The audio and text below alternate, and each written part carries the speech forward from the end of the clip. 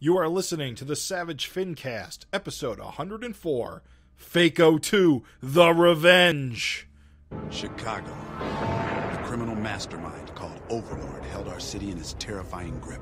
Ordinary cops were losing the battle against Overlord's super freaks and mutants.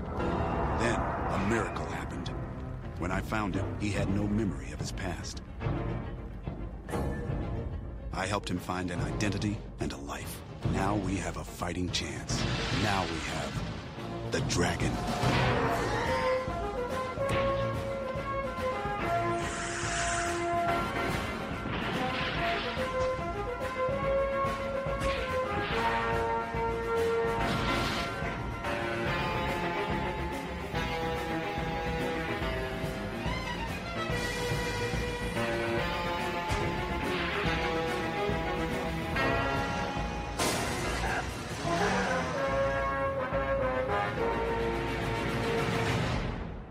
This is the Savage FINcast, the show we hold in our heart. Did this thing fall apart? My name is Jim Purcell. I am Craig Olson. I'm Raven Perez. And we are back again for another episode of the Savage FINcast, the show where we, of course, talk about the comic book Savage Dragon and its creator, Eric Larson, and everything and anything that may fall between those 2 points. Yeah, we got a real good one for you, man. This is a hot one. This is a hot FINcast tonight.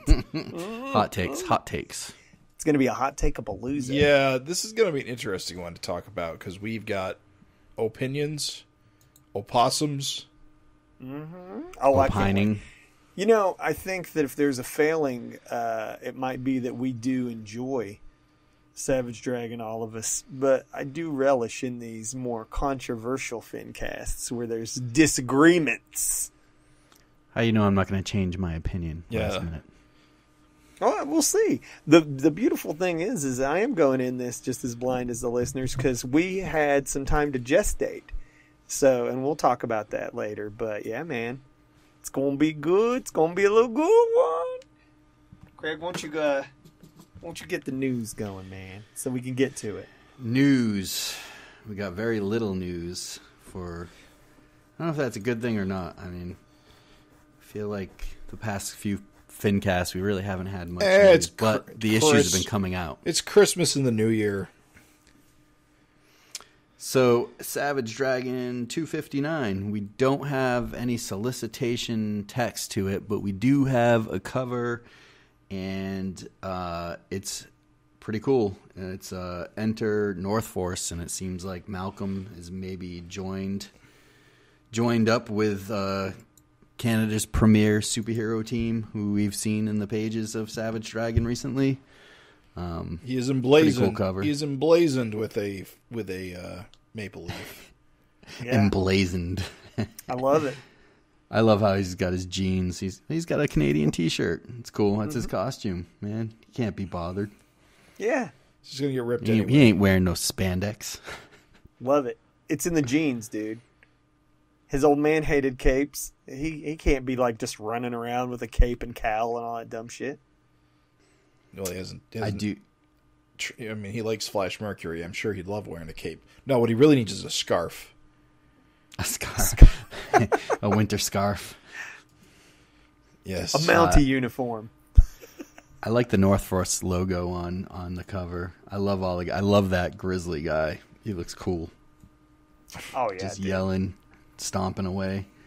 All the characters, as we found out and we'll talk about later, kind of named after Canadian professional teams. We got Raptor and the Flame and Blue The Jay. Knights.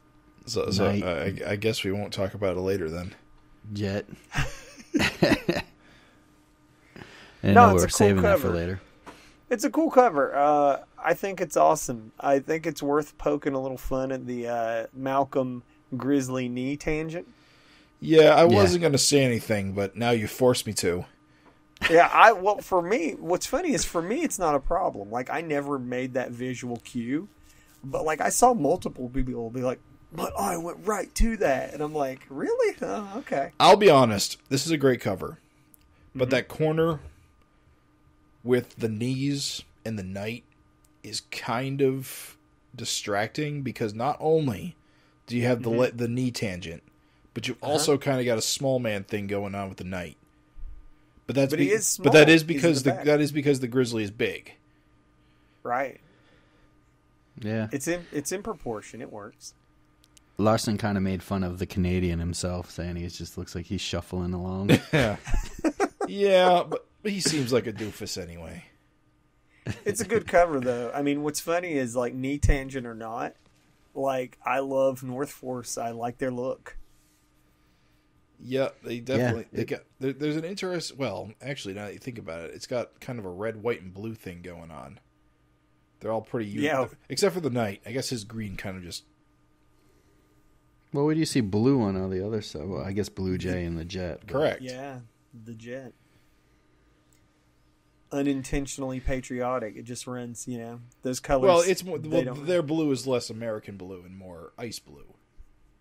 Yeah. Which makes sense. I always enjoy seeing Eric Larson design characters, especially ones in superhero costumes, so this is a treat. I'm less of a fan of the kind of mutants and just jeans and regular civilian clothes. So Uglies Incorporated, you mean? Yeah. A lot of the villains as of late. Even Mako kind of switched over to the kind of civilian look. A lot of those guys. I don't know. I personally found Jean Mako way superior to Tubed. No, the superior Mako, and we always said it was the Atlantean underwear. I guess. Yeah, I don't know. Namor, 70s Namor. Wait, with the black suit, or the trunks? Because didn't he wear the trunks? Oh yeah, he had the trunks too. That's right. He wore both costumes at one point, I believe. Underwear, bro. Underwear. Yep. Scaly fish underwear. Mm-hmm. Hashtag underwear scales. It's perfect. No, it's a cool cover. Not much else to say about it, but I mean, fuck yeah, North Force. And I love that they're getting cover time immediately. And Image doesn't have a lot of superhero books, bro. And so it's always cool when Savage Dragon kind of gets to flex that superhero muscle. You know what I'm saying? And I guess Eric's continuing the kind of Image Comics group style 70s trade dress still. So there's still two versions of each cover going on. Yep. Yeah. Do you guys have a preference on this one, or do you not give a shit? I prefer the Image Comics Group version, but that's because standard, baby. Well, but that's because I started reading Dragon when that was the cover dress, and I wish it was always. I like that cover dress. I think it's neat looking, but I found that a lot of the covers recently that he's done have looked better without it. I feel like they eat up too much real estate, like the band and the little dragon circular thing. As much as I think it's cool looking, like some of these, I feel like some of these recent covers pop better just with just the plain logo. For kind of the reverse reason, like where I didn't come on board with the whole 70s trade, and I also don't really have super nostalgia for it. I'm sticking with the classic, baby. I think it gives the cover more room to breathe. I don't really have I'm not like, oh, look at the other one, it's hideous. But I'm just saying, I do feel like these are drawn more with traditional logo in mind. And then the 70s one, trade dress, just kind of is they make it work. But I like North Force's logo too. I think it's a kick-ass logo. It's simple, but it's cool. If it needed rearranged to where you could put Force underneath North, it'd look perfect. Big square North Force. Yep. All I can say is that, bro, I hope Canada and Canadians are fucking really relish this. Think how much I want to say, this is not insider scoop. I asked Eric on Facebook. I was like, yo, I'm very surprised that you went with a bear instead of a moose. You know what I mean? And he had a pretty good thought process behind going with grizzly bear instead of a moose. He said that he hates whenever American teams are just treated like normal, they're just normal, could be whatever you want. He said, and then the minute you get into a team from another place, it's a beaver or a moose, or it's got to be some national symbol. Right. If it was the desert, it'd be a fucking camel or a scorpion or something. And it's like, you know what? Maple syrup man. Yeah. I mean, it's cool. Like, I think, I was like, well, he put more thought into this shit. I'm just saying, appreciate it, Canadians. You don't get super Inuit. Yeah, it's dope. I like it. Shall we move along? Yep. So we got some letters. We got some responses to last episode's FINteresting Conversations. Of course, we are being the ones who brought you Fountainhead's Laser Eye. We asked the question, of course, what do you think the names of all these North Force characters are? Unknowingly finding out after the fact that all the names were printed in the letters page after the issue was over. Because we were working from a preview copy that did not have letters pages. So I'm sure when you heard this episode, you were very confused as to our confusion.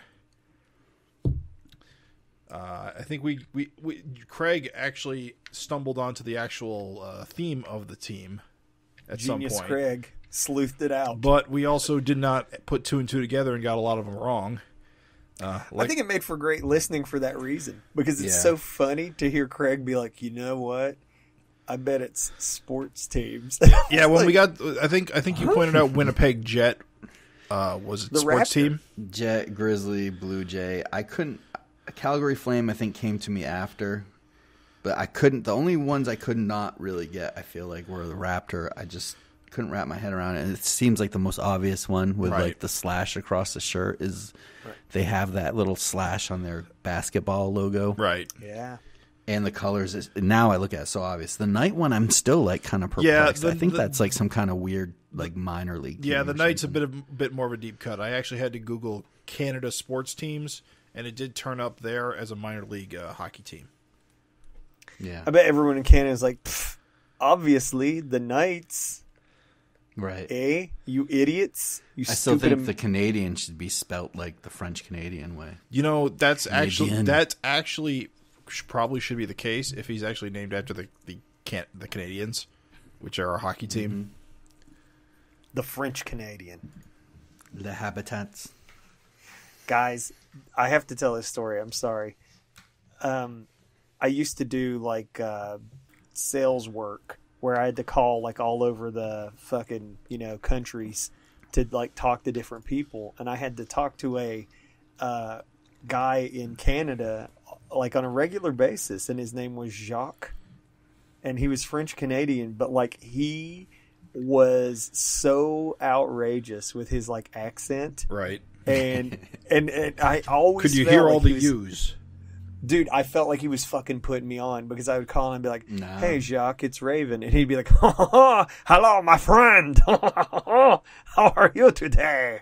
I'm like, "There's no way, Jacques. There's no way, dude.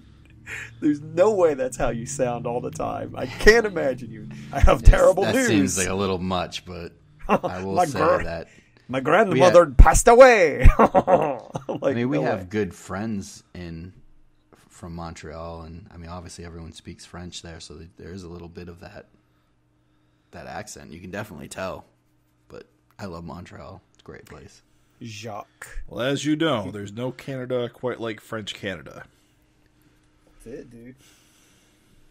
French Canadian. All right, so we got one letter coming in. It says, "Dear Savage FINcast boys, wow, what an issue 255 was. Surprises around every turn that made it feel like classic era Savage Dragon. I don't know if it's possible to achieve multiple orgasms from reading a comic, but this one came close." Whoa, Whoa. TMI. Hey. I won't tell you how many I have doing episodes. Thanks. During last episode's FINteresting Conversations, you asked listeners to try and guess the names of North Force. I loved hearing all your attempts to solve this mystery, but I think Craig was on the right track with Blue Jay and got me wondering if maybe Eric named them all after Canadian pro sports teams. I know it sounds nutty, but hear me out. The guy in the flag costume we know is the Canadian. He could be named after the Montreal Canadiens. The Flaming Woman could be named after the Calgary Flames. The Flaming Lady would be named after the Flying Lady would be named after the Toronto Blue Jays. The other blue character could be named after the Winnipeg Jets. The bear guy might be named after the Vancouver Grizzlies. The night guy could be named after the London Knights. And the red woman could be named after the Toronto Raptors. I know you guys kicked around the name Bloodwolf, but we all know Bloodwolf is already a very popular Rob Liefeld character. Yeah. Now it's the Bloodwolf with a U, not Bloodwolf with an O, which is a much cooler name. Can't trademark that, though. It's a long shot, and maybe I'm wrong. You weren't. Spoiler. I probably am. You weren't. But I hope Eric tells us the name soon. He did in the same issue. He's making fun of us. I know he is. I hope Eric tells us their names soon so we can all stop speculating. The wait is killing me. Also, you fine lads were discussing the back cover and trying to decide who did what, but I think that Eric inks over Frank's pencils. Frank recently said online that Eric rendered what should have been Ethrian's bare shoulders as some kind of shoulder pads, and they were initially colored as such. Looks like Nico split the difference when he made his pass. That's all for me this time. Love your ever faithful listener, Mark Welser. That was confirmed. Yeah, we saw it was that whole series, Frank said, was Eric's inks over his pencils. Was that in the YouTube comments? It was on Facebook. Yep. He said that he drew it, and Frank drew it, and Eric inked it. Well, thanks to your guilt trip, Raven, we got at least one letter. Did we get any more? I try. It's cool that I named all the regular listeners that I know we have, and only one replied, and he mocked the shit out of us. So that's cool. Good to know. We did actually have one, though. A decent fellow. A good, honest, kind, non-mocking fellow who delivered. And he says, "Yo, dudes, Merry Christmas. Started listening to the latest episode and figured I'd chime in on your FINteresting Conversation request to name North Force. Here goes. Burnt toast / skullfire for the flaming skull woman." Burnt toast. I like burnt toast. Bird blue or Canadian dove for the blue jay looking female. That's funny. We got females on that. We got females. We got feelings on that. I think I'm leaning towards Canadian dove. He said Canadian dove for the blue jay looking right. Yep. female. Giant bear could be Grizz or Care Bear. Lame, I know, just like the old cartoon show. But is it really lame when you think about like Bedrock? No, because Care Bears are awesome. Well, actually, no. Care Bears suck. Care Bear Cousins are where it's at. Care Bear Cousins are dope. What is Care Bear Cousins? It's like the lion and shit. Oh. They're the not bear cares. Yeah. Anything that's not a bear but looks like a Care Bear is a cousin. Yeah. The Iron Man looking dude is a Rivet. P.S. That is a ripoff of my nickname. Thief. Rivet Britches. Yep. Guardian clone is Justin Trudeau. I wouldn't put it past Eric to make that be the case. I mean, I was going to say, never mind. Justin freaking Trudeau. libtard. Night Guy is Canadian Knight or Knight of Canada. I think I like Knight of Canada. Sounds like a bank. Don't you guys like that? Kind of sounds like a bank. Knight of Canada. All right, so you like Canadian Knight? That sounds like a sex movie. Why do we only get two choices? Yeah. Maybe well, we're choosing from his answers is all. All right. I like Night Guy then. Night Guy. Okay, cool. Who knew that there was a third one? You damn hacked the system. All right. White hair, red face lady is Loba or Scary Mary. What's Loba? Is that like some Loba is just a female way of saying Lobo, which is the Spanish word for wolf. Gotcha. I like Scary Mary. Say that in the mirror 3 times. Nope. Ain't gonna do it. Those are my names. I'm sticking to them. Great job on the show. And man, what a great issue 255 is. Love the pacing of the last few issues. Absolutely blown away by Dark getting blown away on that 2-page spread. Wow. Keep up the good work. P.S. How about the bear versus buffalo stew? It's gotta happen. And you down for that? Oh, I'm 100. Listen, it's in the cards. I can't imagine that it's not happening. Or bear versus like Mauve Wolfman. Fucking book that fight. Or Walden Wang on your fight fucking pay-per-view that we've not heard of in a long time. I think we need the Jet versus the Seeker. Yes, dude. Yes. Yes, Jim. Yes, that, I mean, unless he is already, he already is the seeker. Unless he is. Seeker in disguise. Walden goes, well, wait a minute, Jet. Where's the seeker? And fucking Jet just smashes himself in his own face, and he's like, oh my God, what a reveal. He just like kicks his own ass for the whole pay-per-view.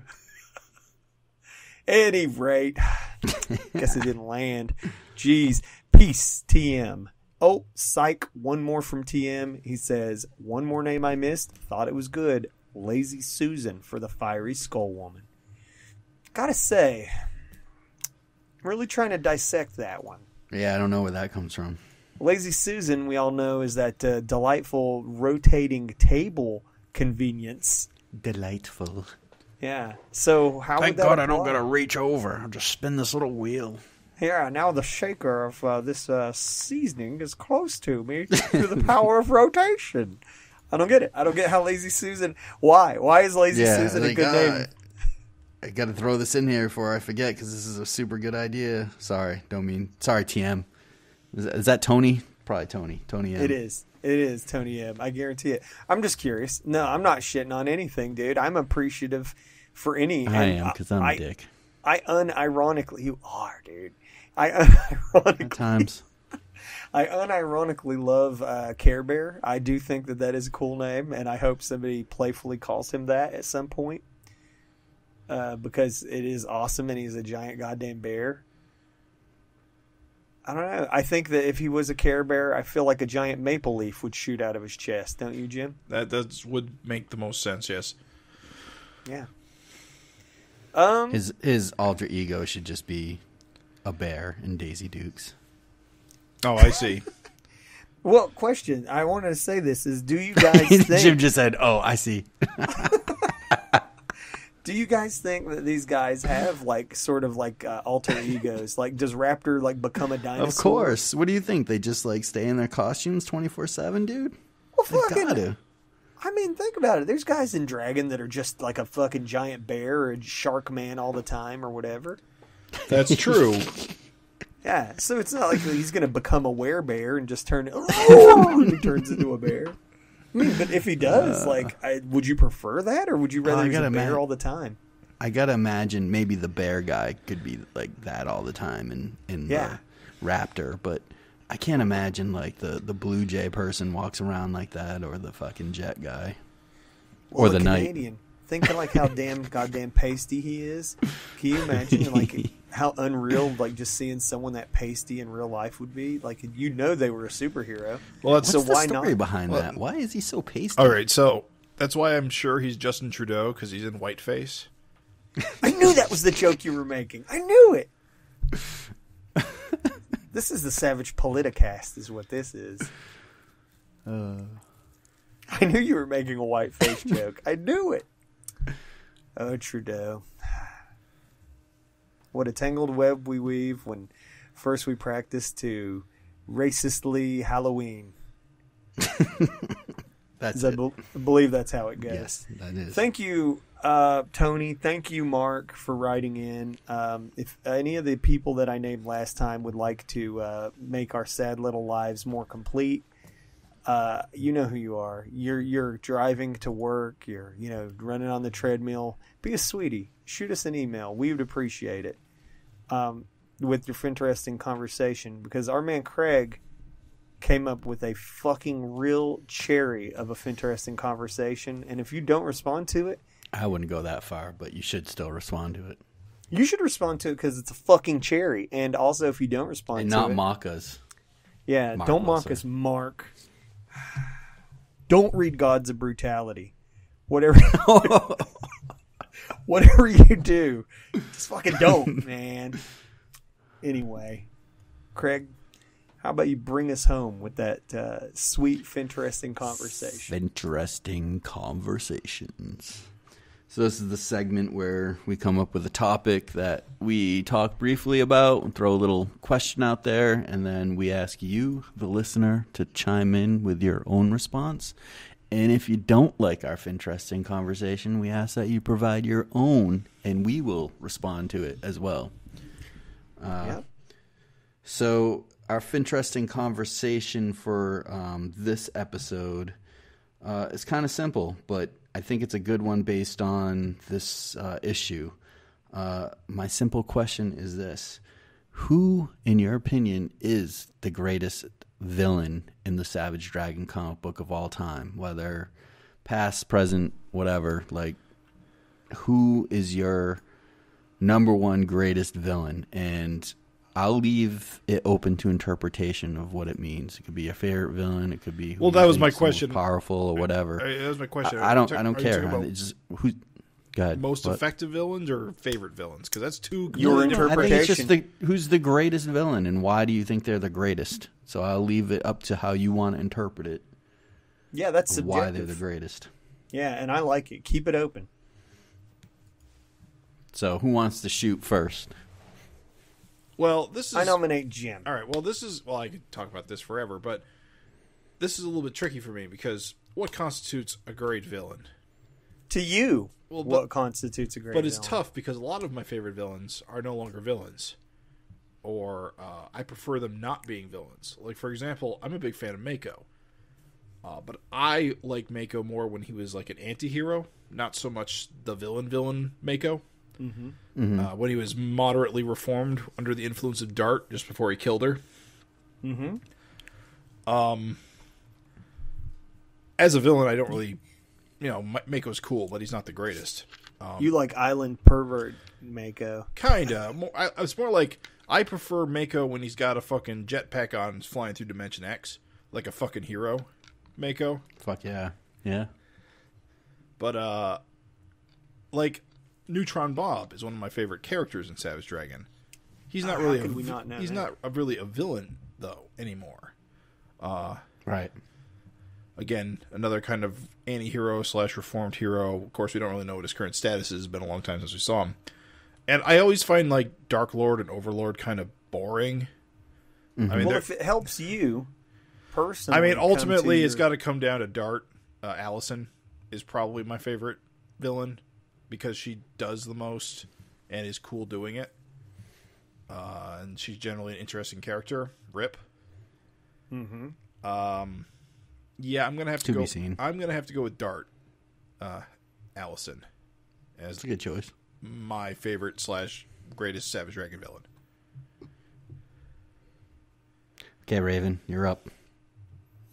I think I have even said this before, but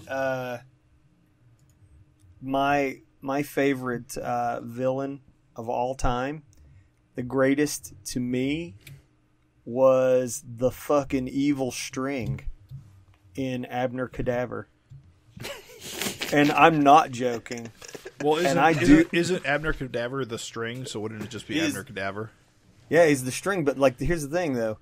I have to specify that it's the evil string because here's why that's so goddamn great to me, right?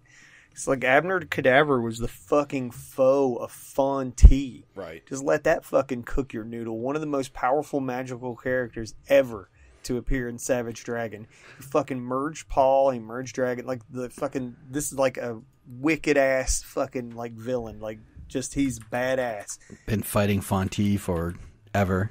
Yeah, like immortal enemies. Locked in battle. And the whole time you're just thinking that it's this zombie is who Abner Cadaver is. And no, plot twist, it's the fucking string that is holding the zombies' bits together. And what was so cool about that to me is it was a reveal, which I love, like when it's like, I love any kind of like twist. If you can goof me up and confuse me and be like, oh, then I'm going to love it. And so Abner Cadaver was a cool twist, but on top of that, I thought it was just a cool, like little sort of obviously like it was, to me, I felt like it was a good little play on the Wicked Worm, you know, kind of like that whole Mr. Mind, you know, where Mr. Mind's just, oh, he's so evil, but he's just a dumb little worm. But it was two dichotomies because his nemesis was Fonte, who was covered in the worms, right? Which we didn't really see coming either. Right? Yeah. That was what was so beautiful, and so to me, you will never have a cooler villain in Savage Dragon than that because he was that kind of clever combination, and like he enslaved his greatest foe, and like it's just so cool. And I love him, and I think there have been, if you want to talk about effectiveness, yes, Dart is just a goddamn legendary kick-ass killer villain. She killed Santa Claus, she killed the Easter Bunny, whatever else. But at the end of the day, I think she's just a maniac, and I feel like the fucking string that is Abner Cadaver is just like wild as fuck, even as a concept. Like, you can't like find that dude in another book. You know what I'm saying? Whereas I feel like Dart could be like, you could find a pretty good parallel for Dart in some other book, but I feel like Abner Cadaver is just like a goddamn over the top crazy Eric Larson idea. So for me, that's the one. You know what's insane? Abner Cadaver hasn't appeared in Savage Dragon in 198 issues. And that's part of his legacy too, dude. There was never like a Savage World version of him. We never really saw. We have not seen him. And what's weird is because Fonte, we've seen Fonte. Oh, with Mighty Man, right? The new. No, remember we in a backup. No. We saw Fonte when we saw the backup about what happened during Dragon's Possession in the Savage World. Yeah. And he basically wound up killing Horde and freeing Fonte, but we never see that final conflict between Fonte and Cadaver. I mean Abner Cadaver in the Savage World. So Abner Cadaver could still be out there. He could still become a threat someday. He's locked in battle with Fonte forever. That does kind of seem to be what the implication is, because Fonte got freed earlier. Abner Cadaver never became a threat. Right. But it would be nice to see him again. What's cool to me is that's part of what adds to his mystique. Like, if he never came back again, if he never got watered down or whatever else, cool. Because that, to me, makes him like just a one-of-a-kind kind of a thing in Savage Dragon experience, Right. Number 1, baby. A string. Oh wait, I guess he did appear in Superman Savage Dragon Chicago, which came out in like 2002.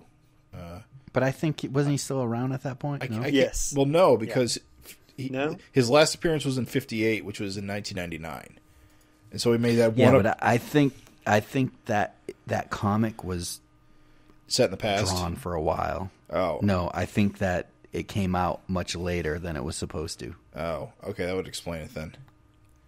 Yeah, I'm not sure where it's set chronologically. Yeah.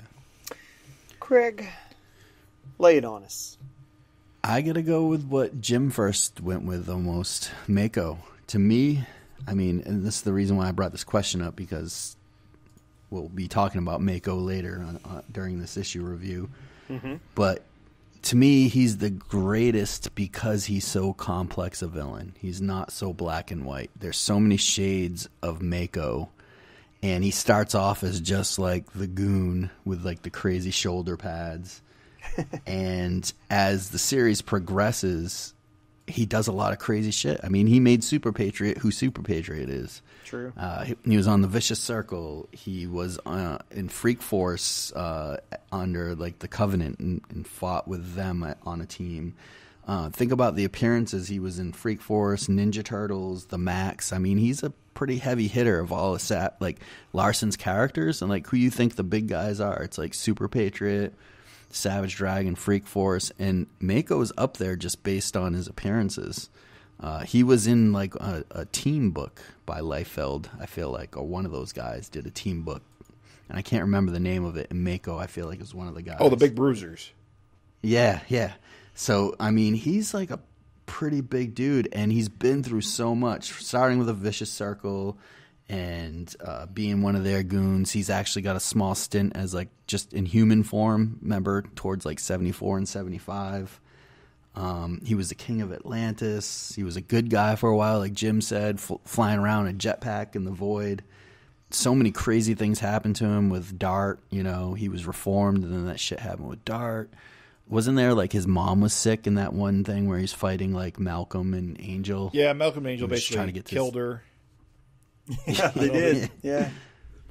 Or more, I don't know. More accurately, Mako killed her while fighting them, but really it was their fault. And just for the fact that he beat Savage Dragon multiple times. Yeah. He didn't lose. And he lives on through, like,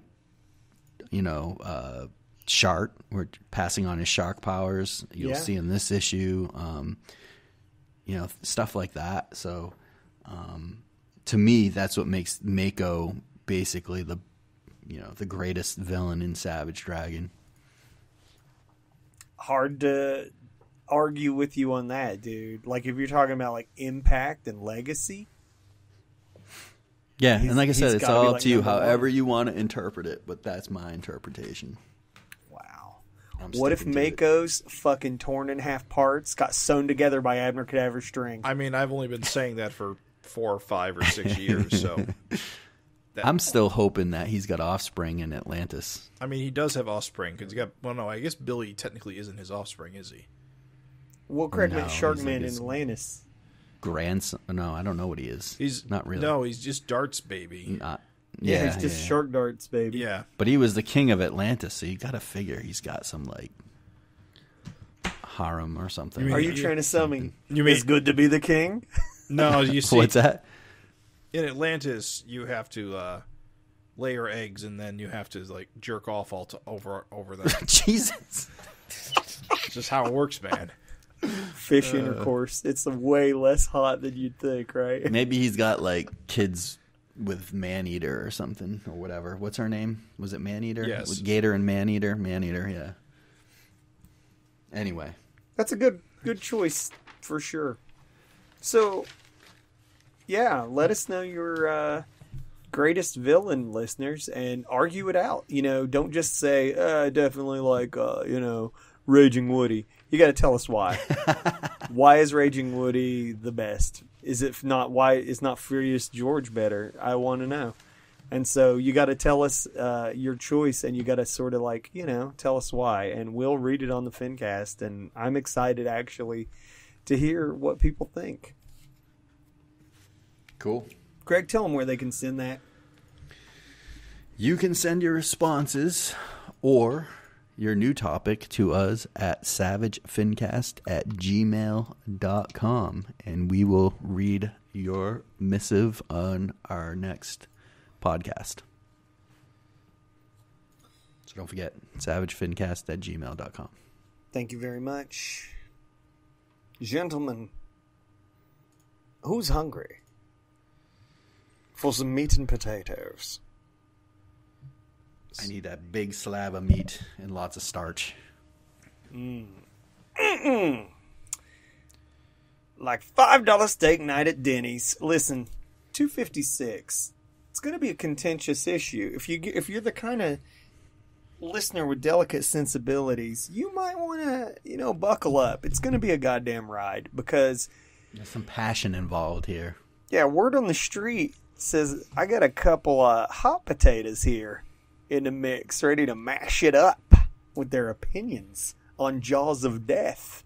It didn't quite land with them how they thought it'd land, and I'd love to know why. So let's start with the cover, as we always do. But that's impossible. You're dead! This is gotta be like one of the top classic covers. In a series with fucking great covers. Is this not fucking one of the greats? How do you not pick this up off the stand if you're not a regular reader? As you're walking down the aisle, how you're looking at like lame brain pinups with no word balloons.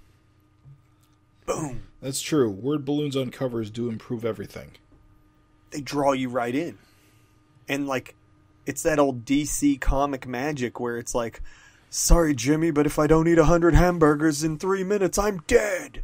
It's like you have to know what's up, right? Yeah. So this is a fucking great cover, regardless of how you felt about the issue. And then you flip it. I'm loving all the little subtitles on all these covers. I don't know. Is that what you call them? What do you call them? Just the title, There's right? another word for it. I don't know. But the Jaws of Death and just the lettering. Oh, so good. Yeah. Lurkers beneath Lake Fear. Right? Yeah. The empty grave, it sucks you in, dude. I like Maxine's Christmas sweater. Yeah. It's a lot of, I got to tell you, here's a twist. This is a surprise. I didn't expect there to still be so much Christmas here for us. But, right. I thought we were done last issue, and we didn't get the whole Christmas sweaters. Yeah.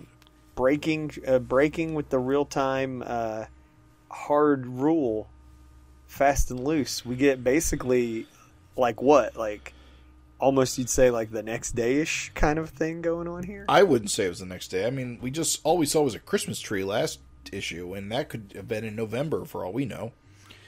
Yeah, but it only usually takes him a couple of days to grow back. Yeah, that's true. I guess he does have little hands, so I guess it is only a few days. Bro, Malcolm reading the comic with the little hands. Is that not hilarious? I like it. You know, I've got to stay truthful here. I'm not the biggest fan of the meta comic gag type thing. It doesn't go for me. I love it, but I'm also confused by it because, all right, so you know how we get those scenes where Dragon or Malcolm or both are talking to their creative team, and they have all these, right. and they all have these meta commentary complaints about how comics are made. Yeah. But every time we actually see a comic being read, it's implied that the contents are nearly identical to what we just previously read. Right. No, because they change it all up. They talk about little things that they change up and make up to kind of like fill things out and stuff. Yeah, but they're also like putting full frontal Maxine sexual stuff in the comic. Only because the readers liked it. I guess. I got a lot of good letters on that one.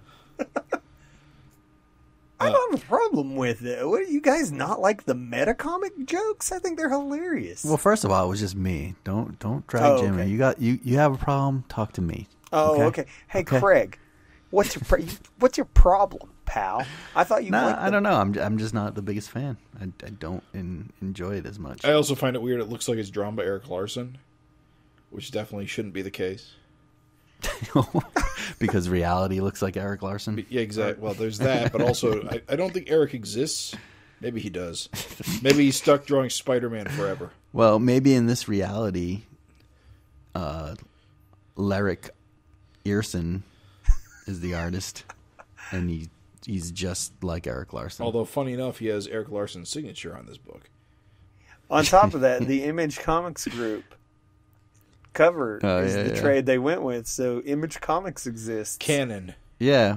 Didn't they work for another comic company? Did they name it Stan Levi's company? I don't know. Oh, you're right. Yeah, Stan Levi forming the Image Comics Group. One of the founders. I don't think you're supposed to think about it that much. Don't worry about it. It's all turned to shit. I told you. It's all turned to shit. No, it's not. Oh my god. Well, I can't read this book anymore. I think it's funny. I love the meta jokes, dude. I think they're fucking hilarious. Especially it gets really funny meta later in the issue. But yeah, I like the attention to detail on Maxine's Christmas sweater, and sort of the little hand Malcolm is just fucking hilarious. Yeah. Ceiling fan. Usually I can kind of. Oh, the little nickname there. Yeah, I can usually make some sort of sense out of them. What do you think ceiling fan's getting at? I think it's just a word. Okay. Well, how do you guys... I gotta ask you this. So, like, the thing is, this is a hot issue. Just for takes and thinks. Like, just things. Sort of like climax is set up, then, like, popped. What do you think about the memory loss fake out? Instantly taken away. Here's the thing. I did not expect it to be an issue. I didn't either. Because Dragon and Malcolm, well, I don't know about Malcolm, but Dragon's taken headshots before. The only reason Dragon lost his memory and Kurt came out was because he got his brain eaten by virus. And that would mean total brain destruction. So just getting your eye shot out the back of your head isn't enough, in my opinion, to be a threat. He had a giant hole in his head, though. Yeah, but he still had most of his, half of his brain. Yeah, plenty to repair.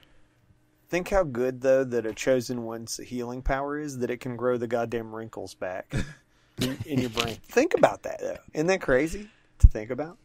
I don't want to think about it. You can grow your brain wrinkles back. Yeah. So unless you're brain wrinkles. I mean, okay. So this is a bit of a throwback. Do you remember when Kurt took over the world and killed everybody? And he ate Malcolm's brains. Mm-hmm. Yeah. That's why he ate Malcolm's brains. So that he couldn't grow back. So you're saying that Dart just didn't get enough brain? Correct. Yeah, it makes sense to me, dude. I got no problems there. Craig, do you have problems? I'm sorry, no. Okay. What do you guys think about this next page with the Belko emergency? I was going to say it's a complete copy of the panel from the previous issue. I don't know if you guys noticed that. Yeah, that's definitely the same, at least the same image of Mako in the tank. But and the panel layouts. Oh, the layout's the same too? That makes sense. Yep. I am not thrilled about this blood thing. Listen, I cannot wait. Please put it out there, dude. I'm going to say it once and for all. I have a lot of problems with the concept of just injecting superhuman blood into yourself and gaining powers. From a conceptual, it's at a base level, it makes sense. Okay. Mm-hmm. But if you take it to a logical conclusion, it doesn't make any sense. And here's why. Sorry, Eric, I'm going to go on a little rant here. You do you, but I got to get this out there. It makes sense to me that injecting yourself with Chosen One blood has effects, because Chosen One blood is super potent regenerative abilities. And the fact that it has the downside of making you explode because your body can't handle it, totally fine. Totally, completely understandable from a comic book standpoint. So that was introduced all the way back in the early days. I forget what the guy's name was who wanted a cure for his AIDS and it went bad. We know the guy, though. And it was a Chester. Yeah. God damn, you're a mutant. Wait, was it Chester? I thought Chester was the cab It is driver. Chester. Anyway, it doesn't matter. Point is, that was established a long time ago, so, the fact that it eventually came back, especially with the curse stuff, it made sense. I could accept that. Mm-hmm. Finding out that you can just take Angel's blood, store it, wipe her powers away, inject her with it, and just give her powers back, that was kind of the tipping point for me going, wait a minute. Why is this a thing? Why is this how things work in this world? Because think about it. So far, I mean, maybe it's a little more limited than how it appears, but because it keeps coming up. Because here are the things. There's a little wise guy blood, which again, being an immortality serum, kind of makes sense that it might be blood related because it's regenerative. There's a regenerative element to it. So I can believe the little wise guy blood thing as well as the Chosen One thing.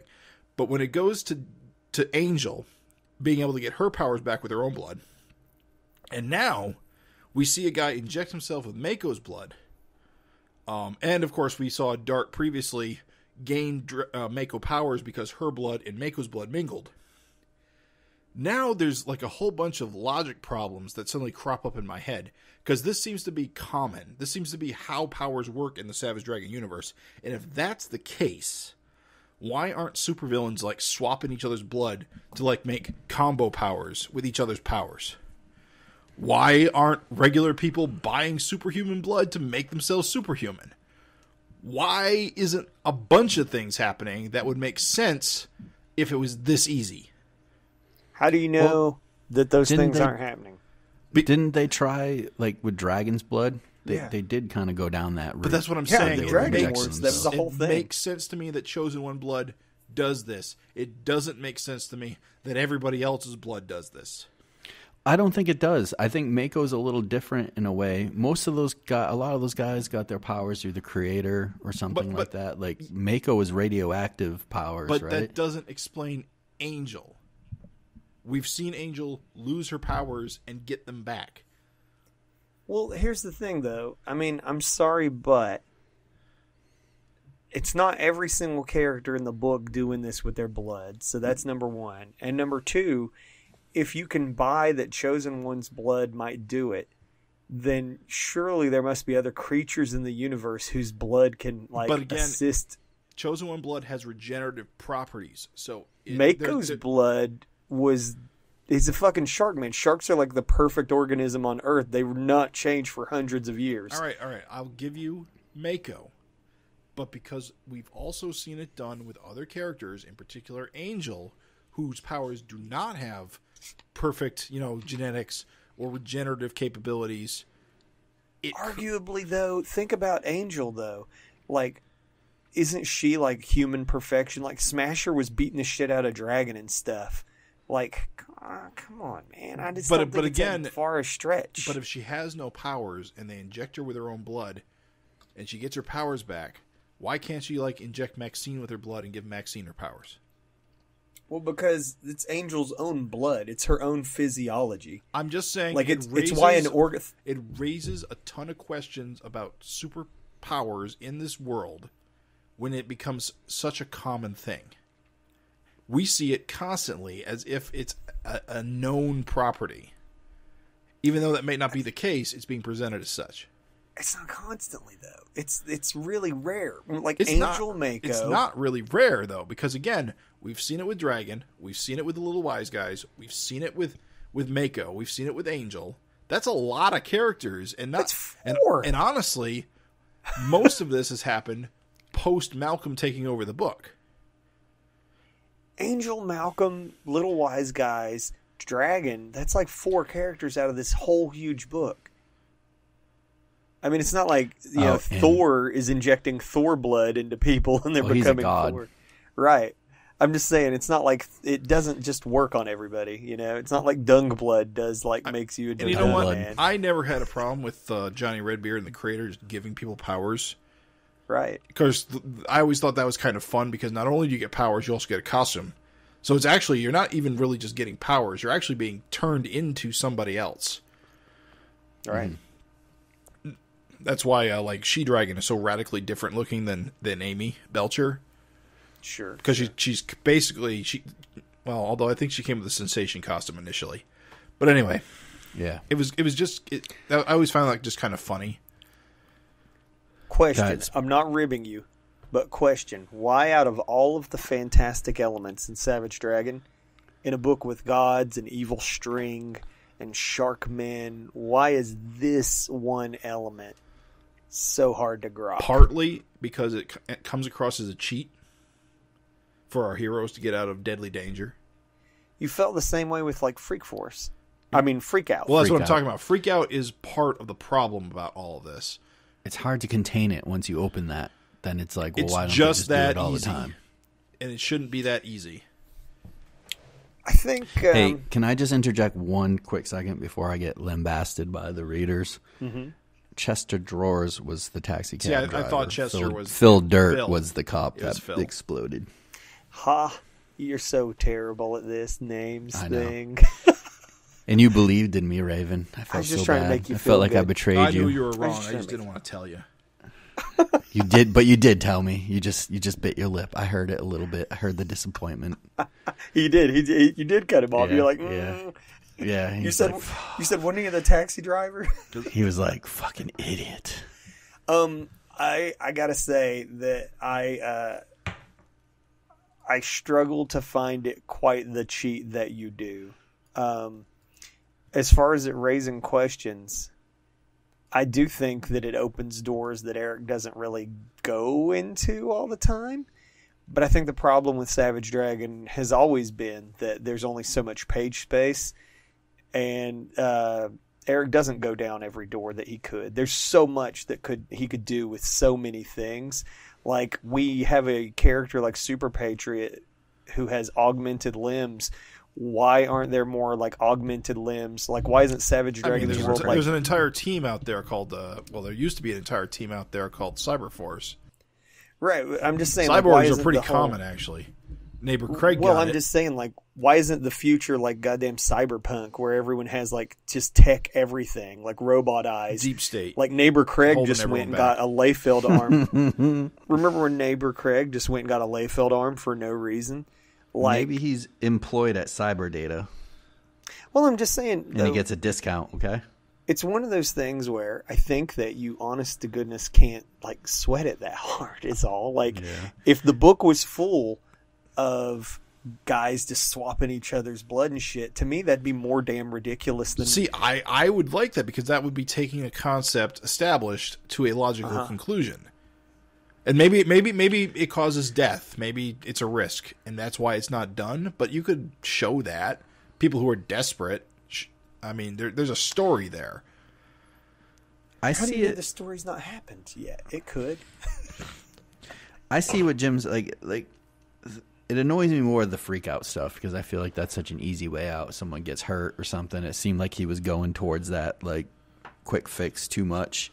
The Mako blood, to me, I feel like Mako's kind of a unique character in the way he gets his powers that way. I know, Jim, you're saying it happens a lot. I don't feel like it happens that much. I do feel like, I wouldn't mind if we stopped seeing the whole blood thing done, but it's not bothering me to the point that freak out bothered me. Well, it bothered me because Eric seemed to be making a point to take freak out off the table, and then immediately, immediately we get one last vial, and then immediately Angel goes to Belko to get one last vial. It's just, I don't know. It's just a little bit too, I want to say, convenient. And that's why I'm really hoping that the scientist guy is like a supervillain and is going to fuck Angel up. Can we talk about this janitor guy and how I feel like we made the comment last issue where like, haha, look at this janitor, I don't trust him. Well, it wasn't the janitor. It was this right here in the middle panel. It was that scientist I don't trust. No, this is the janitor. No, but I said look at that sneaky janitor. Oh, yeah. Oh, I'll have to go back and look at that. There's a panel where the janitor's got his face mask on. It's just kind of in the foreground. Look at that guy. What's he up to? Yeah, like that guy. What's he doing? Bro, I am fucking flipped out that it was... I guess we can talk about it now. Well, no, let's save for the reveal when they get to the page. But basically Mako's blood's been stolen. That's a great catch, Craig. It up. This janitor is shooting it up. He parked his little mop by the men's room door and in a stall shooting up. That is a fucking fantastic catch, though, dude. Because I totally forgot that we were like, look at the janitor.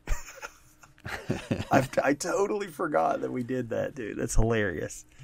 Because, again, it'll be extra funny when we get to the reveal. Because we're going to talk a lot about the speculation and then the reveal of what actually it was. So here's more meta stuff, and I think that this fucking is hilarious. I think that it's funny as shit to have, Maxine of all the characters talk about Savage Dragon as porn now. I think that is funny as shit.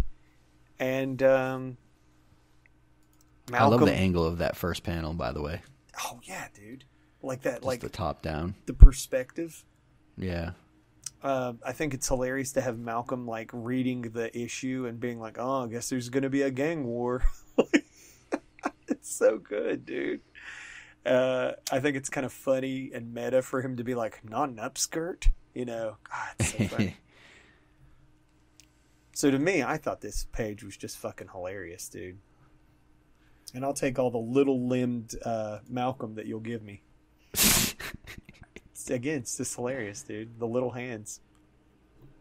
You don't really catch it, but one of his legs is actually tiny and short, too. Well, you see it in the bed because either he's got his knee up or he's got a tiny little leg. Well, I thought his knee was up, but if you look in the last panel, he's asking for a crutch, and he's got his little tiny leg there. Yeah, because it got blown off. So here we go. Flip the page. There's the big boy. Questions for you guys. So as you're reading at this point, and so I know, Jim, you were like, oh no, blood. But weren't you just the least bit happy to see this visual back? Not really. No? I'll be honest. I mean, Mako's cool, but this pretender is not cool. Dude, we're going to go into, when we get to reveal the thing, I'm going to say why I think this guy is fucking cool. But I'm kind of glad to see the visual back. I think it's a unique... It's kind of cool how he looks like old school Mako. Because he's got the boots and the pants like Mako. And it's just basically the guy's custodial costume. But it really just kind of brings you back to the original Mako. Yeah. So what were you feeling, Craig, when you flipped that page and saw him shark out? Ah, it's cool. I always love a good splash, and I love the Mako character. Mm-hmm. I don't know where this is going at this point when I'm reading it, and I'm like, fuck, that's cool. Look at him bursting out of the goddamn stall, like the stall doors coming down and stuff. Yeah, the little hinge flying. Mm-hmm. And So just the cloth just bursting off him. It's pretty cool. love it. Action lines. I love that. Love it. Malcolm comes home. The kids. Talk about, look, just real quick, just the cartooning and stuff, just how he's shading in like the tile floors and stuff. It's just good stuff. Oh yeah, dude. Listen, fucking regardless of how you feel about Mako or Blood or whatever, kick-ass art. Super awesome. I love Paul's reaction to seeing Malcolm. Yeah. Or Malcolm's reaction to seeing Paul. Yeah. Wait, you had Paul watch the kids? It's funny. Yeah. Major, you're not my real dad energy. Yeah, yeah. You're not my real dad. So, answer me this. Did I miss something, or is it not been spelled out yet? Does Paul not have regenerative powers and not know about it? I thought he was a chosen one, too. No, his whole situation... we didn't know. Yeah, his whole situation is different. Yeah. He was beamed into the body of, what's his name, right? William Johnson. William Johnson. So he was separated by Fonte from William Johnson's body. But it doesn't mean that he's a Krillian. No, he's something else. Are you sure? With that I weird thought he was a little fin. Krillian that was beamed into. Well, you're also assuming that Krillians in his dimension are the same, and chosen ones are the same, which aren't. They are not. Yeah, clearly, they're not. Yeah, this issue, or spells it simply out. Paul has never been injured to the point where he is needed to be Right, injured. that's what I'm wondering, if he's just never been injured to realize that he can regenerate. I mean, it's like that. But I find that hard to That believe. is possible because Paul kind of seems to come from a more four-color universe. Yeah. I mean, Yeah, but even if you cut yourself, I mean, we've all cut ourselves. If he healed within like seconds, like, Well, that's the thing I feel is like he Paul would is know. like it never healed in seconds though. When Paul sees Malcolm, he shits bricks. So like Right. Paul has no idea that a regeneration thing is even a thing because for him it's not a thing. well, that's what I'm asking. Is it a thing and he just doesn't know because he's never gotten into like a major battle where he's lost a limb? I think it's not a thing because he was never had that much trouble. so Yeah, his- it'll be interesting to see. did Paul debrief with the comic guys because apparently his Dimension X adventures were written into the comic last issue. All right. Well, hey man, meta jokes don't have to come on now. You gonna get that picky? Meta jokes. Well, he knows about the comic too because remember, was it in 251 when they're sitting in the picnic table and talking about it? So You can also assume that shit, the you're editors right. of Savage. Maxine makes the joke that like good thing Paul was around, otherwise there wouldn't have been much action to fill the issue. Yeah. And so you Right. got to think that like if there was no if Malcolm was on ice, like the editors would probably be like, "Yo, bro, like Paul, like we what's can't up? come up with any ideas. We need something. Right. Give us something, Paul." So you got to come on, you got to fill in the Unless blanks, something happens in real life, we can't make anything up. man. Right. I guess it is more of a bio anyway. So Yeah, it's fine. it's like, come on, Malcolm, we're expecting something. Can you go punch somebody? I'm okay with it. I love how Eric does make it a point to show Christmas every year Yeah, dude. and has the Christmas sweaters and stuff. does not miss a Christmas. I thought I know. It's something funny about that, I think. I thought all we were gonna get this year was Barry's Christmas tree. How wrong I was. A whole Christmas issue, dude. Right. Season's beatings from Mako. So I don't And know. it's not Barry. Barry's Battle Dragon. Whatever, Billy. If you knew I meant Billy, then if Billy you is know- if you know Barry's it- son. Dude, I don't want to be called out by the listeners. I'm No, you're terrified these days. They don't write. So Angel's tougher than I thought, taking a punch from Mako. I mean, that's a from a Mako. Sharkman. Because first he might not know his powers. I mean, maybe that's what it is, but that was definitely seems more like a dart pathing punch. Well, remember that she's Battle Girl though. But she's stronger than Dragon. Yeah, but we've established that she is vulnerable to sharp objects, so she doesn't have any invulnerability at all. Well, it's not like he's sharp objecting her. She's on the cover of a Savage Dragon comic getting punched in the head by Mako with her glasses breaking. I won't get into my confusion over her vulnerabilities to sharp objects today. But there's no sharp. She's getting punched. It doesn't. I'm sorry. Like I said, I don't want to get into this conversation again. A fist is blunt force. It's not a cut. It doesn't make any sense. If I stab you with even a small knife, it's different than if I punch you. When superhuman powers are involved, I disagree. They're both superhumans. You should be able to flex your freaking muscle and snap that blade in half. Nope.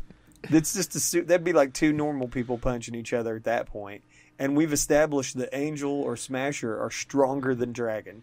So her taking that punch, why is that a shock? You're hurting your own blood theories. You're hurting your own blood theories. Why is this a shock? A punch is like a cut. I can't believe it. I'm just saying, if you could take the force of that blow, a metal blade would be nothing. The metal itself would fail before it could penetrate you, is what I'm saying. You know what I'm going to ask is, how are they planning on getting fucking Mako's blood back at that point? Well, that's the weird thing here, is that he says, we don't want to shoot you with freak-out darts, Bannon, but we want Mako's blood back. So what, he took all of Mako's blood? I just thought he took a little tiny vial of Mako's blood. They got Mako in a tank. And I guess if they shoot him with freak-out, they lose the Mako blood, shark component. But I guess that's all. Don't they have the body of Mako? Yeah, don't they have more blood? Why do they need his blood? Yeah, I'll let you concede. Yeah, we'll find out. But that's one thing that hit me as a little odd. I will totally cop to that, because at that point, once Mako's blood has transmogrified him, don't you think that wait, has what? What? Transmogrify? You've never heard transmogrify? No. Somebody needs to catch up on his Calvin and Hobbes. Fake fan. We Fake just caught a fake fan. Damn it. Caught a fake fan live on the air. Done. I'm out. Ladies and gentlemen. Transmogrifying is what happens to the transmogrifier. You can transmogrify my balls. R.I.P. Craig's street cred. 2021. R.I.P. That's it, man. As my payback, I'm going to have a list of 20 professional artists that Jim's going to have to pronounce their names. Keep that in mind next time there's a quiz, because that is an awesome victory. I like this escape scene, guys. I mean, I don't think we're focusing enough on the awesome action at hand, too. Again, I just love this dude just pumps himself up with Mako blood and is like, get bent, losers, and just escapes into the water. So they know his name. They know who he is. Yeah, he's Milhouse Bannon. We get that full name in a minute, but at this point... But how do these guys know at this point? Basically, this fucking shark guy just jumps out and they know it's him. They said it... Tell by his pants. He wears 3330s. Well, he's the only janitor. You gotta assume... Excuse me, janitor. Yes, scientist. You gotta assume that they were running security protocols and shit. I mean, it's Belco. Yeah, they're quick. Yeah, dude, it's Mako's blood. It's precious. He was in that lab for a while for Angel to catch up with him. I'm just being a dick. All right, let's go. Speed lines are cool. Brappa Lorch is fucking hilarious. I never get tired of it. And the way the sperm is shooting out. Dude, I totally thought Eric was putting this behind him for a bit.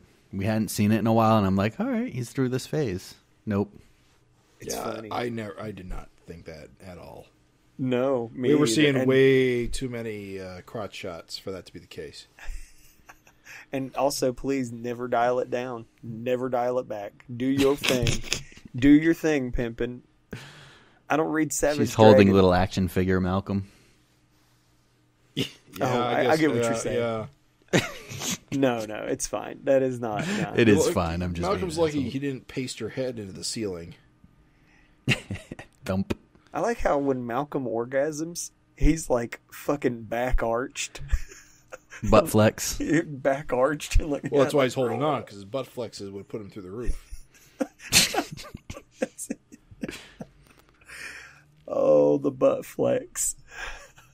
And also, too, Maxine, like, just sitting in his hand, like him catching her. Dude, that panel is so fucking funny. the way her arms are. Yeah, Maxine looks way better with long hair. Like that last panel. Yeah. She doesn't look like some underage girl everyone complains about. I really hope that people shut the fuck up about that, dude. God damn. If you look at Maxine and think she looks like a child, you're a fucking weirdo. I think it's between that and the schoolgirl outfit, and he's kind of getting away from that. Tyrone about to catch him, man. Guys, I can't believe these two don't have a lock on their door. Kids are going to grow up traumatized. Because why? Because mommy keeps getting thrown into the wall? Yeah. Just launched with massive puddles of jizz. Massive loads. So gross. That room's got to be so gross. The smell. Just go in and... Mom, Dad, what's that fucking smell? I just like how he comes and says, what was that noise? What was that loud noise? Their carpet looks like a Krispy Kreme donut that's sat out too long. Oh, just glazed. It's like the cracks, you know? Hot, fresh. Can I tell you guys, the biggest shocker of the next page wasn't fucking Millhouse. Dick Tasty? It was Dick Tasty. What the fuck? Didn't he brain Frank and he's just sitting there? Well, yeah, that's how it works. Yeah. Is that how it works? Yeah. You shut your mouth. Corrupt You're- cops get You away won't have a with it. job. Your CO fucking pistol whips the brains out of you and then you're just fucking walking around work. Hey, Dick. Hey, Frank. Well, that's the thing. I guess Frank is still a cop. I actually didn't think that was the case. Yeah.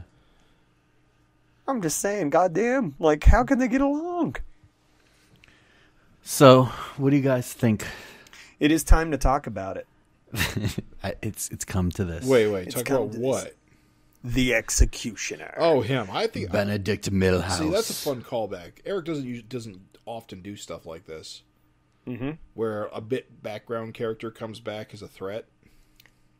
Right. Especially if he would... I think being a background character is almost too generous. I am going to go ahead because I know where you guys are going. No, you know what? I'm going to let... We know. I'm predictable. We know I'm happy with it, but I'll go into why later. But you know what? Let's hear some voices of dissent on the Executioner. What are you talking about? As in, how I don't think Jim's got any dissent. I think he likes it. Oh, so you're cool? Yeah, fine. Why? What's the... Are we on the same team? All right. I don't understand. Let me voice my dissent. What is your take on this? Oh, I love For it. me, can I interject then? Time to humiliate yourself, Olsen, with your bad opinions. With your bad opinions, go. Fucking the Executioner. Oh, that guy. The guy I've only seen from the neck down in one splash page. Oh, that guy. That's exciting. Oh, so Craig... Thankfully, the flashback, you show his face in it because I would have only known him as the Punisher T-shirt guy from one panel in issue 200. Oh, so Craig, you are salty about this. Craig's salty Yeah, about the yeah. Executioner. Wow. I like it because I like how it's a callback, but I'm primarily indifferent about it. And I am positive, so we're getting all I would like a three. callback, but man, make it some guy that we've seen for a dozen issues. There's plenty of guys that have always been around, that have just always been in the background and never had any dialogue or Should anything. have been Uglies Unlimited number 3. You're giving me a guy who all I've seen is his T-shirt. Like, if you look at that panel with that flashback panel or whatever that is, the picture. Mm-hmm. Is that what it? What is it? On the computer it's a screen? computer screen, yeah. She's like, recognize him, and it's a computer. The screen. actual issue 200 doesn't even show his face. It's just his shirt. I mean, the play on the name is funny. You know, the Executioner versus the Punisher. Right. I didn't know that. Good job.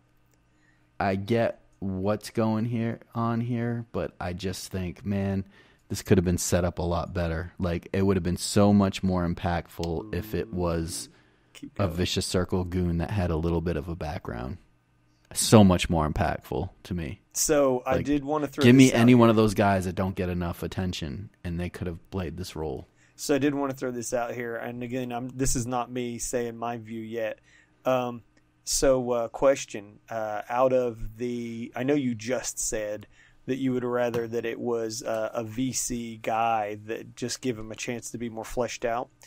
But did you feel in any way, like, did you wish that it was any of those like random dudes that we guessed, like, you know, Basilisk's cock, or no? Did we guess that? I did. We guessed a lot of different. We had, just for the listener, didn't we have like Dart? As for who because okay.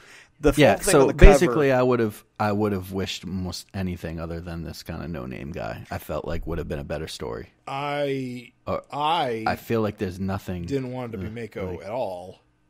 Uh-huh. I wanted it to be something more interesting than Mako. Uh-huh. Mm-hmm. The fact that it's a phony Mako is actually worse, in my opinion. Worse, like, the fact that he's the Executioner is irrelevant. The fact that he's not Mako is worse. Worse bad, or worse like, is a worse Mako? It's like just what? not cool or fun, or it's just some rando. I can't wait to say my stuff. Keep going. I guess like you brought this up earlier, but like a fun idea would have been like Abner Cadaver's back, but he's got Mako's body stitched together. Or literally Dart, Shart, or even Billy.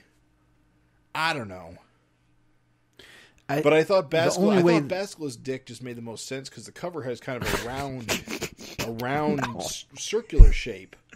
I did legitimately think that it was going to be Basilisk's and cock. he is, dead. So you guys out of your mind, out of your goddamn mind. And Basilisk's dick has history, right?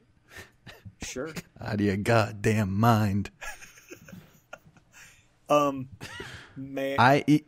Can I just say, I think they are building up something with they keep stating he's a serial killer, or not, I don't know if they keep stating it, but they say he's a serial killer. Well, there's that, yes. So, I mean, and then, is this kind of like Venom versus Carnage type thing? There's that, like, is this going to be Mako on steroids? So here's the thing. Okay, There's no build-up. Well, allow me to throw it in. Okay, there was no build-up last Throw it in. Dark Throw it in. Shot. So here's the thing. Right. Wait, what's that, Jim? I said Sorry, there was no build-up last issue when Dark got shot. But I think that kind of worked because it was like a shock surprise, like you were expecting a build-up. This, I just feel like, I don't know. So give me some scenes of this guy being a vicious murderer to be like, oh shit, he's Mako now? Like, oh my god, this guy's fucking brutal. So here's the thing. Allow me, if I may, to shed or make my case. Trying, but I can't shut up. No, it's fine. Allow me to make a case for why this is actually awesome. So check it out. We did all kinds of speculating last time. For listeners who maybe didn't hear the last episode, we thought that it was maybe Dart. Okay, because the big mystery was Malcolm looking into the reader's face saying, "Oh, but you're dead." So we were like, all right, well, Mako is dead. Dart was dead. At that point, it was Basilisk's cock. I legitimately thought could be... I never. I thought it could be the surprise, though, right? I think your more normal choices would have been Dart or Mako, and I thought that your twist choice would have been Basilisk's cock, right? You're going to thought Eric's going to go for the twist choice, right? And I literally thought it was going to be it, and I thought it was going to be a one-off, and then I thought the rest of the issue was going to have nothing to do with the cover, right? Mm-hmm. All right, so for me, when I realize that what we have here is we have the setup for a potentially it's cool because he is a returning visual, but he's not really. I mean, a returning visual is Mako, is what I'm saying. So yeah, he's okay. So yeah, he's Gotcha. a returning visual, and I like the visual of Mako. In Savage Dragon with Death, I know that like we're like, oh, it always moves forward, but in reality, you have some returning visuals. You have like Dart, and coming back, and you have like the visual return of like here's a character who's like dressing like this character or whatever else, and so it's like, okay, this is the visual of Mako returning. I'm actually happy that Mako didn't come back because I don't like seeing dead characters come back. It's basically like Paul Dragon. Well, the thing is yeah, it's like a returning visual without having to actually move the book like backwards. So what's cool about the Executioner to me is that you get to have your cake and eat it too. Here's Mako's visual returning. However, what I think is neat about this is a guy where he has room. Now, again, we'll see if he delivers. Eric doesn't do anything with it in this issue, so it could totally suck. Nothing might be done with it, who knows? But where he has a chance to do something really cool and interesting is this guy, when they call him a serial killer, bro, we've all watched serial killer documentaries. There's some of the most depraved sociopaths in the fucking world. They do weird, sick shit. They feel no emotions. They don't have like the ability like you and me to have empathy. They just don't understand. And I'm just saying, like, we've seen what a good psycho he wrote with Dart. Like, Dart was a psycho. She didn't feel emotions. She was just fucking nuts, right? I think this is a cool chance if he leans into the serial killer element. Like, what if this fucking guy is like leaving like trophies or clues? Because he's a blank slate at this point, I get where you guys are maybe saying, yeah, that wasn't a character that was a reveal that was built to.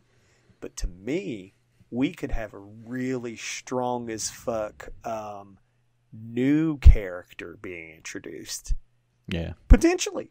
And I could be wrong. Like, this could all fizzle out and nothing fucking happen. But for me, when I found out that I was wrong about all our speculation, that it wasn't fucking Mako, it wasn't Dart, it wasn't Basilisk's cock, I admit that, like, the callback to 200, and it was like, wow, I mean, it's not even really, it could have just been a character that wasn't in the book at all, right? But technically, this means that this new Mako actually has a history with Angel and Malcolm. So, without having to do the slow build of having this new Mako just have a history with them, you get a Malcolm Angel / style character like in their era. This plants the Executioner Mako in Malcolm and Angel's era, and he's got a reason to have a fucking like go at them because he's kind of like in their league too. Who knows what kind of sick shit he's going to get up to. Plus, one last thing, can I just say this? Picture, if you will, Mako in a Punisher t-shirt. You telling me that's not a sweet visual? I for me, I just where I think he kind of missed the boat was, again, I feel like the Eric of 20 years ago maybe would have set it up with a couple of pages here and there of this vicious circle goon just like murdering people like gruesomely, and you'd be like, fuck, this guy's crazy, and him being like, wait till I get my hands on Malcolm or Angel or whatever, and then you see him get dusted with the freak out, and then you don't hear about him for a while. And then how much more would this reveal be when it's like, oh shit, it was that guy? That guy's a fucking psychopath, rather than just a panel of them being like, oh yeah, he's a mass murderer or whatever. Like, I feel like that would have been more impactful, more buy-in, more shock value. But I can see it working. I just, again, I miss the long setups. Fair enough. I can't say anything against like that. I mean, I don't know if it would have been more or less impactful. For me personally, I kind of like that it came out of nowhere, but also didn't really come out of nowhere. But I get what you're saying. To me, it's more impactful when you're like, oh, fuck, that guy, you know, rather than like, wait, who's this guy? I got to go open up my 200 and see where he is. And I open it up and it's like, oh, his shirt appeared on a panel. That's interesting. You know, and then make him change to Mako, but have him have a little bit of a different look, kind of like what Carnage was to Venom. You know, give him red eyes or a scar over his eye or something different, you know, make him a fucking hammerhead or something. I don't know. But anyway. I understand what you're saying, though, the callback, the visual. I feel like we just got that with Paul. What I was really hoping for was Mako from Paul's dimension. Right. I thought that would have been cool. I mean, that does play in. Yeah, I love that fake out is used in this issue. Yeah. It almost feels like that. Exactly. It almost does feel like that fake out was like the entire reason this story happens. Yeah, so that you could have... Well, plus, too, like I said, the cool thing about this is that, you know, Paul had a very, very legitimate reason to be like, oh, shit, dude, Mako's here. And so it kind of like... At the same time, knowing that there's so many multiverses or universes, what makes him think that that's his friend? Well, because he made it to this universe. Yeah. He's like, well, shit, if I made it, like, Mako, like, must have made it too. Huh. Right. Plus, it plays into his character. He's desperate for connections. And he's striking out everywhere he goes. So he hears a familiar name and lights up. He's had the most luck with the person who doesn't even wasn't even in his old universe. Yeah, literally lucky. Well, both Malcolm and Alex. Well, no, Malcolm doesn't seem to stand the guy. Well, I don't know about that. He's letting him watch his kids. He's not letting him watch his kids. He's shocked that he is watching his kids. Yeah. He finds it kind of creepy. This kind of goes into this next page. Oh, hey, Paul, be nice, curtain rod. Yeah, I personally don't think Malcolm likes Paul very much.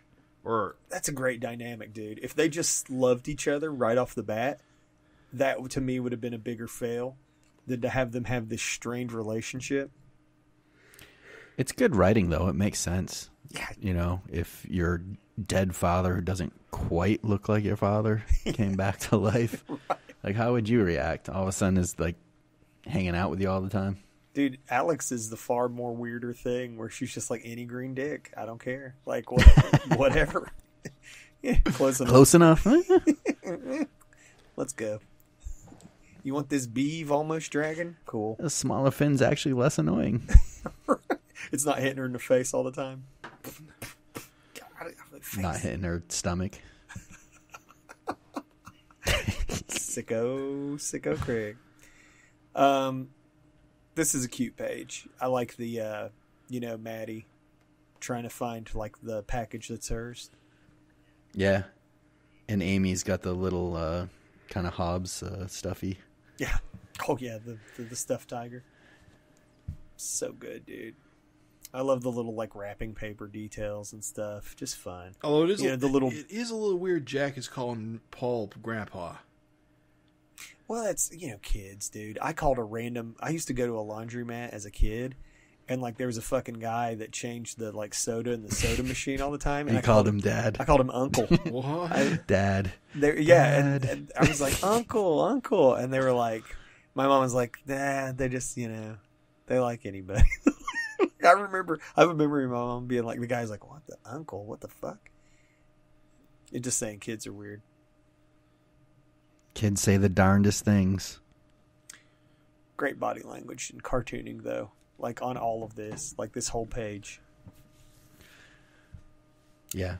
So, the other reason why I like this guy, Executioner, is I think that he's got an interesting dynamic where he is not 100% down with the VC. He feels abandoned by them in Chicago. And it kind of puts him in a position where if he wasn't a serial killer, like, who the fuck knows? But, like, if he wasn't a serial killer, he could potentially become a good Mako. But I'm just saying, like, who knows, dude? Not anymore. There's a lot of bodies on this pier. Yeah.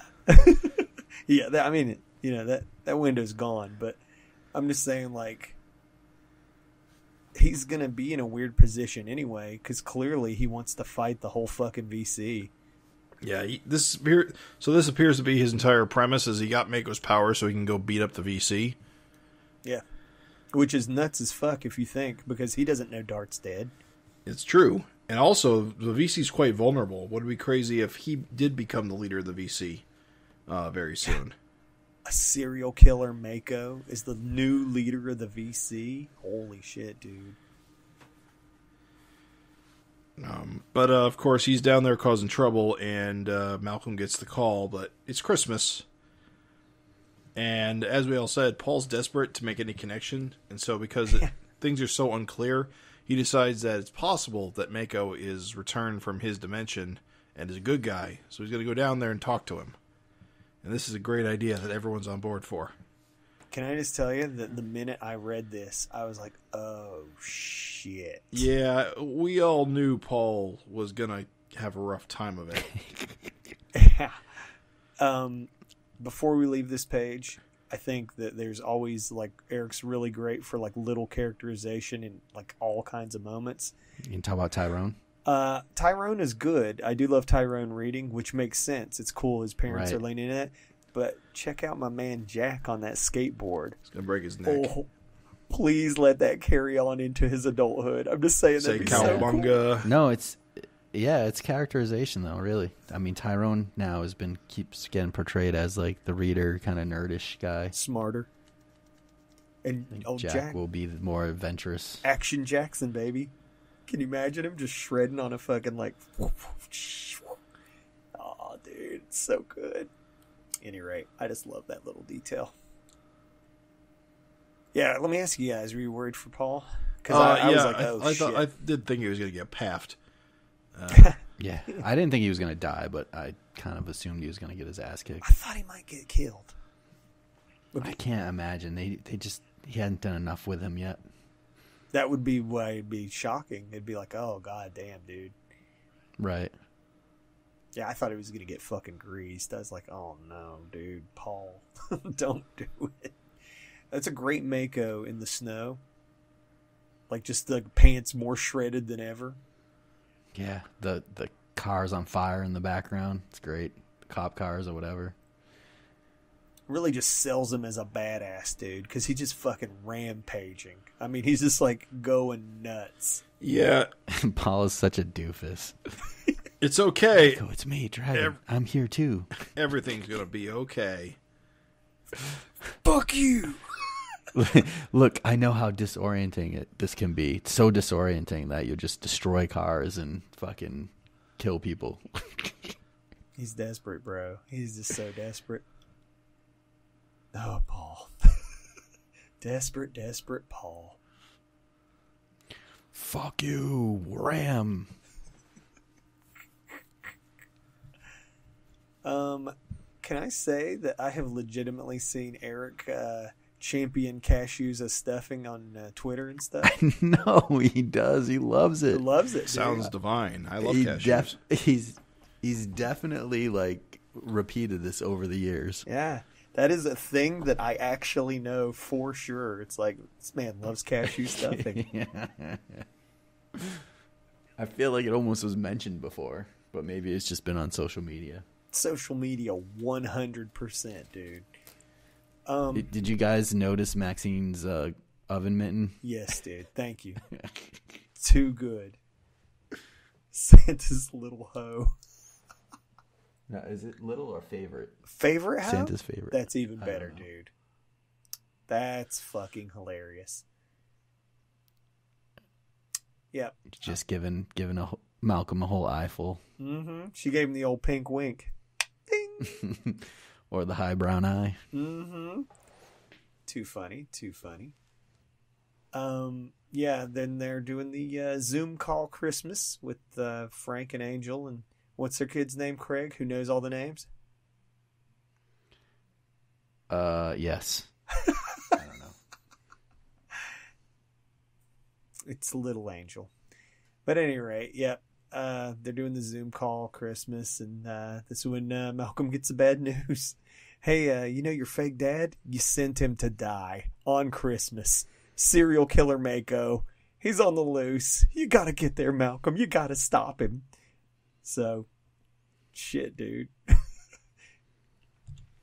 He rolls out to save old man Paul. Takes off. Yeah, just runs out. And Paul not doing good. Not doing good against Mako. Brackafoon. Pretty classic dragon pose, though. Yeah, baby. Yeah. That hopping over the bursting wall thing. He's done that before. This new Mako dude is just seems like a goddamn brute. Like you said, Craig, Mako is definitely one of the like most fearsome like fucking dragon guys.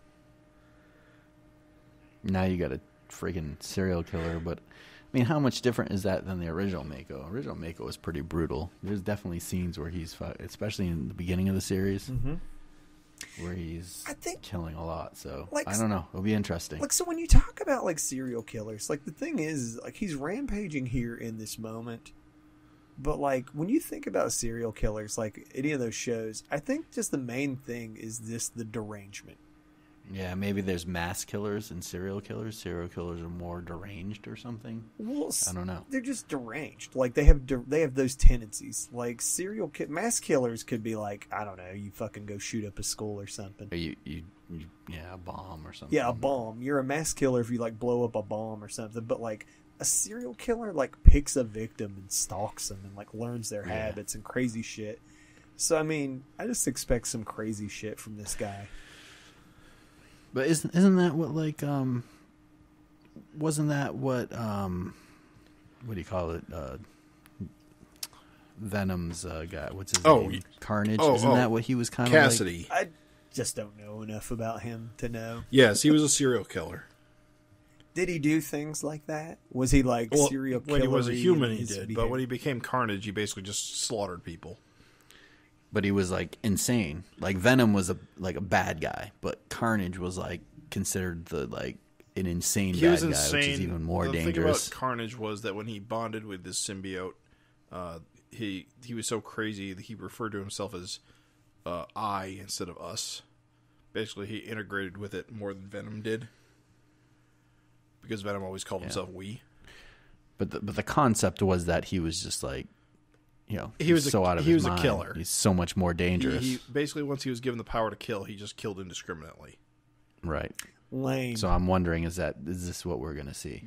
Lame. To me, lame. If you're gonna have serial killer brains, because the thing is like their brains are fucked, dude. Like they have fucked brains. Like they think in weird fucked ways. Dart acted like a serial killer, right? With the weird shit she did. And so to me, like I don't want to see this guy just be a berserker Mako. Or to me, that's like you didn't deliver on the serial killer thing. Like, you know what I'm saying? But I feel like this Mako might not have a conscience. Like he doesn't have any real goals other than to take out his vengeance by just being a mass murderer type killer. So I don't know. We'll see. Maybe it is lame, but I could be interesting to me. I agree with Raven. He's hard to stop. I agree with Raven. It's a little bit lame that he's just kind of slaughtering people in a huge display of power. I get this in this moment, but I'm saying like down the road. Yeah. Like down the road, I don't want to see him just be a berserker. Otherwise, like he's no different than Mako is all. So from what I'm getting is he lost his powers to freak out, so he desperately wants his powers back, and at the same time he wants to take out his vengeance on the Vicious Circle. I think at this point getting revenge of the Vicious Circle is actually more of a priority. That's why he did what he did. Right. Getting powers is secondary to getting his revenge because he feels slighted. Right. Because he was abandoned. I know we've not been doing our usual like art appreciation. Can I just say though, goddamn Mako like gripping onto Paul's arm and then like ripping it off. Ooh, yeah, it's pretty good. Oh, it's so good, dude. And the small fin, I got no problems with it. I think he's coming to his own on it. Yeah. It's really that whole shrip. Yeah, it's consistent and consistently good. And then our boy Malcolm with the power punch. Yeah. So good, dude. I love that he's using the electricity. I love when Mako gets punched and like the teeth go flying. It's okay, they grow back. It's a great visual. Yeah. They do, but I mean it's a cool visual with Mako that whenever that happens, that it always gets little chunks of shark teeth all over the place.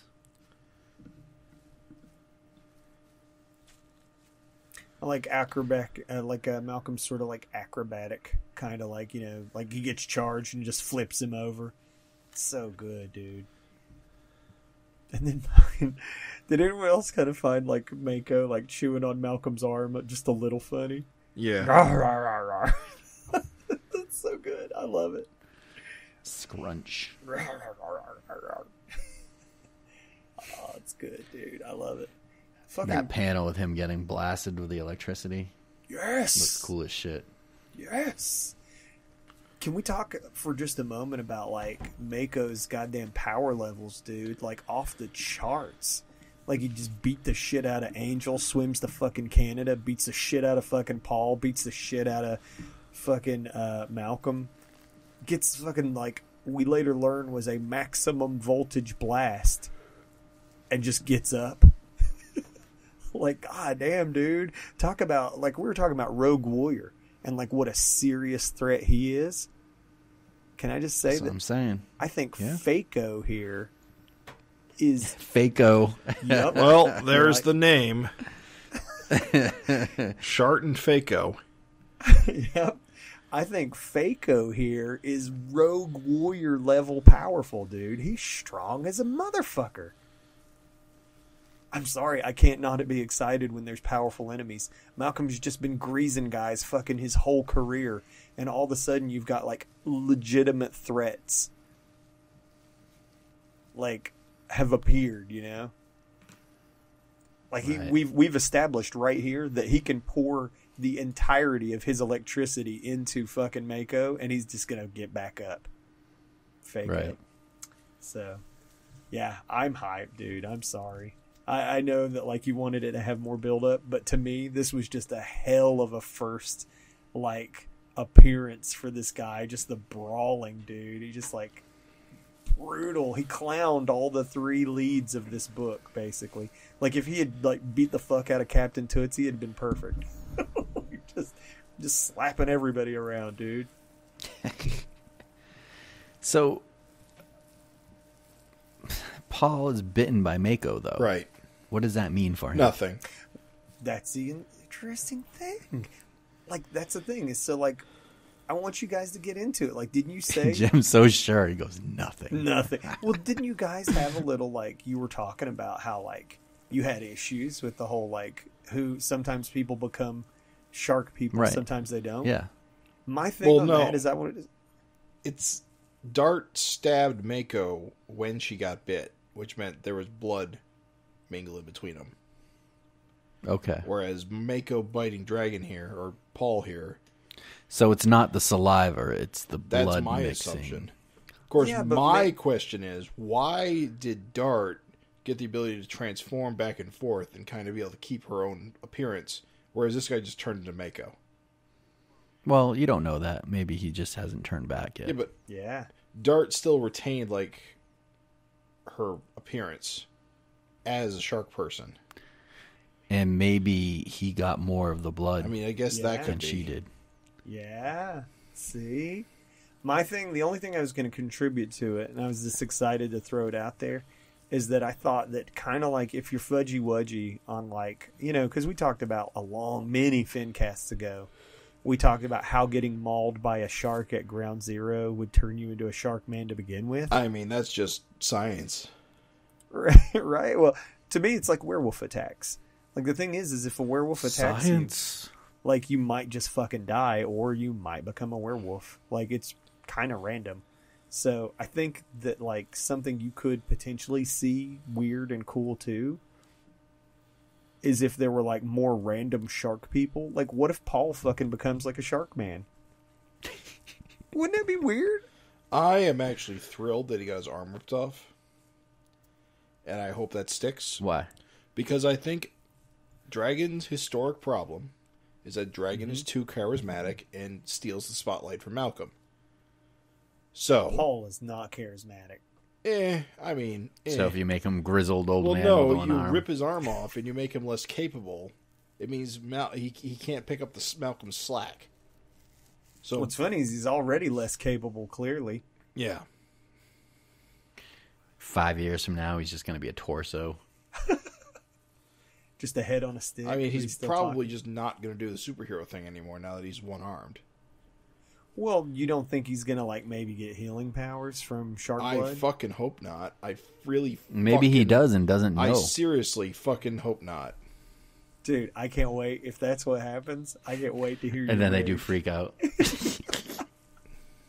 But maybe that's what I was getting at earlier. Maybe he does have regenerative powers, and this has never happened to him before. I mean, that's possible, but I really hope it's not the case, because that'd be really, really, really predictable. See, this is the interesting thing with Paul. So just give him a cable arm. I mean, dude, we just literally talked about, like, neighbor Craig just getting a fucking Rob Liefeld arm. I mean, honest to God, like, there's so many. One of the reasons why I'm not like, oh man, is this, to me, this issue did the Dragon thing where it went in a lot of crazy directions, and really I don't know, like, what could happen next. So that's all I ever ask for, right? I just don't want to know what's going to happen next. I don't want shit to feel predictable. And so I never saw this fucking executioner angle, and I never saw, like, Paul getting fucking mutilated. And now, I don't know what the fuck's going to happen to Paul. Is he going to get fucking robot arms? Is he going to learn that he actually can heal and, like, maybe it's slow and shitty? Or, like, I don't know what's going to happen. And it's cool. I love it. That's where I want to be. No comment. Or not. Leave me out to hang. For me, I thought it was an okay issue, not my favorite, and I think what makes it worse for me is that I felt like the two previous issues were so fucking amazingly bonkers that I felt like this one kind of knocked the wind out a little bit. Like, I was just like, I don't know. It just seemed like Malcolm's back and fine, and it was not, it really wasn't as bad as I guess it seemed in terms of his injury.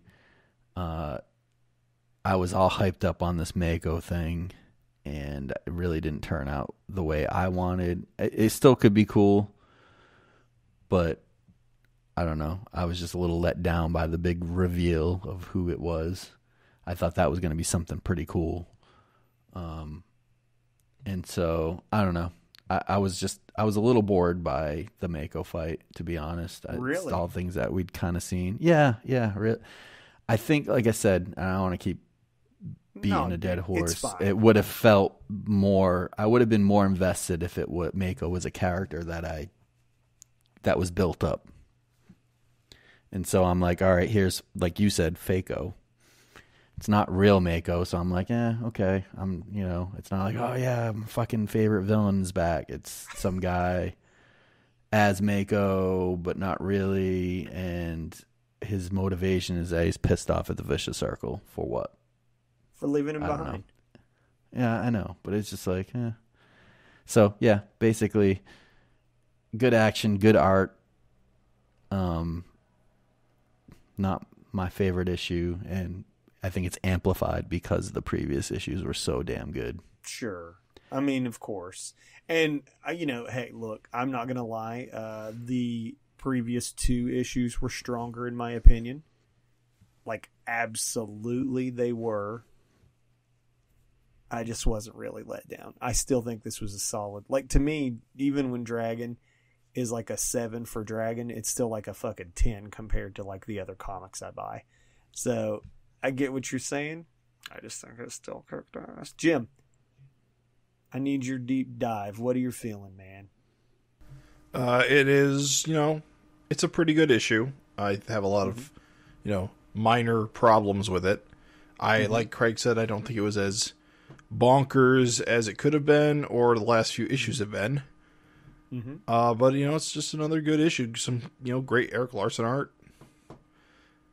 I don't know where it's going, but unlike you, I like not knowing where things are going, but I also don't like a lot of random stuff just kind of happening. Things should make more sense, I guess. With Dart dead, basically I expected more fallout from that immediately. And we've kind of just gone away from that story. You know, a phrase that we were dancing all around and never came up this whole time with is internal logic. Well, you want there to be more internal logic behind the blood. Yeah, basically. I mean, I didn't bring this up earlier, but like the blood thing in particular has a few logic gaps in it that bug me, and one of the big ones is that we've seen, like I said, Dart got her powers from being bitten by Mako, but the only way that makes sense to me is if she cut Mako and got bit at the same time, so their blood mingled. But that wasn't ever actually established. That's just something I'm assuming based on what happened. And if that's not the case, or rather if that is the case, then remember, Dart died in Malcolm's pool of blood. So what does that mean? They're blood mingled. Why doesn't that work? Why isn't that a thing? Hey, what's crazy is you don't know, dude. Like, right, it could right. Be. I was thinking that too. I was like, okay, you've got shark blood, immortal blood, Malcolm blood. Like, what the hell's going to happen to Dart? I mean, yes, she was just a leg, and I guess her brains got destroyed, so maybe that's enough. Yeah, but Malcolm like had fucking chunks of his brain gone and came back. Yeah, but it wasn't just a leg. Blood's pretty potent. He could come back from if there was a brain chunk in there. I don't know. At any rate, I think we need to move on to the Vanguard story. Yeah. Yeah. Let me just throw this out there that Craig, I have since the last time we spoke, read the black and white issue. I fucking loved it. Oh yeah, that's right. You found it in a back issue bin, right? Found it in a quarter bin. One shot Ethereal Warriors. Yep, found it in the back issue bin. Love it. Recommend any listener, any Finhead who doesn't have it, pick it up. It is arranged differently. Interestingly, Frank Fosco helped shine some light on it, that the way that this one was arranged in the backups was more the way that they originally wanted it. But Vanguard is front-loaded in the black and white. So it starts with Vanguard. And so it's just kind of, it flows completely differently, but both work. And I like it. I really like the difference. There's also very tiny, subtle differences between, not a ton. I mean, don't buy it for the differences in text. But Gary did little different things in texts. Like he'd change a joke here and there. So pick it up. But the huge difference is the one shot's black and white. Yes. And this is all colorized just recently by Nikos and his, it's amazing. I mean, I don't know if you saw it, but things tend to get lost in the black and white. There's a lot of shots where there's a lot happening. It was drawn for color, find that, is what it was. Yeah. You can tell it was drawn for color. Right, absolutely. And that's what hurts it. And I felt like I noticed a lot more in color. Yeah. So I'm glad that we're getting to see it in color. It's been great. I really feel good for Gary and Frank to start seeing some of their properties that were supposed to be colored actually getting the color treatment, even though it's 20 years later or whatever it is. Hey man, better late than never. Yeah. But yeah, seeing this in color has been a real treat. I will still say, definitely 100% agree, but don't let that scare you off that one shot. You can get the whole thing. My back issue bin, they charging like $5-6, something like that. Really? Yeah, it's worth it. Oh man, it's fucking so good. So yeah, pick it up. So we cut in. This is part 6 of the serial now, and Vanguard's basically getting tossed by Zecora and Ethrian into the powerhouse that's established on this Earth that's powering Zecora's lens, I guess. Yep. We learn a little bit more of this Chuck guy that just happened to be the wrong place and now is kind of like part of Powerhouse. Yep. And Wally's in there. Yeah. Wally's in there. I think the character designs are pretty cool. We talked about this. It's kind of like a mashup of He-Man and I don't know, like Silverhawks or something like that. Mm-hmm. who's that guy, Krell? He's got this little power stone. So they're like, oh, fuck, how do we stop these guys from battling? They're in the powerhouse, and, they obviously don't have another lens to make him as powerful as a god. So they use the powerhouse to give Vanguard, like, this really cool robotic suit. Yes, dude. So awesome.